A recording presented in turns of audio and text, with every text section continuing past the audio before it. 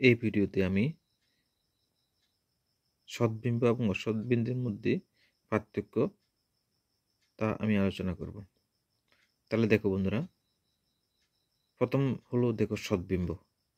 আচ্ছা, সৎবিম্ব কি? কোনো বিন্দু থেকে নির্গত বা অপসারী রশ্মি প্রতিফলিত বা প্রতিসৃত হয়ে যদি কোনো দ্বিতীয় বিন্দুতে মিলিত হয়, তাহলে ওই বিন্দুকে কি বলে? প্রথম বিন্দুর সৎবিম্ব বলা হয়।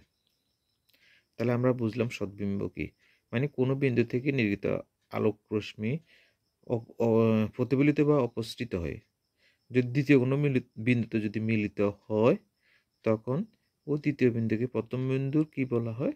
সৎবিম্ব বলা হয়। আচ্ছা, এরপর হলো দেখো বন্ধুরা অসৎবিম্ব।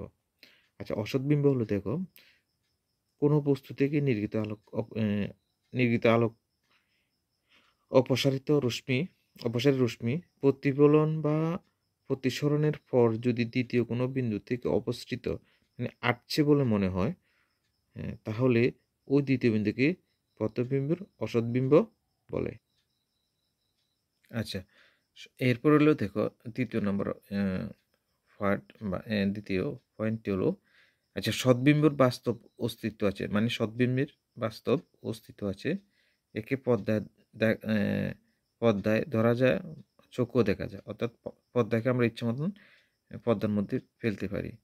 আর অসৎবিম্ব হলে দেখো বাস্তবে এর অস্তিত্ব নেই, মানে বাস্তবে কোনো অস্তিত্ব নেই, তাই একে পর্দায় ফেলা যায় না, অর্থাৎ পর্দাকে আমরা ইচ্ছে মতো ফেলাতে পারবো না, কেবলমাত্র চোখে দেখা যায়।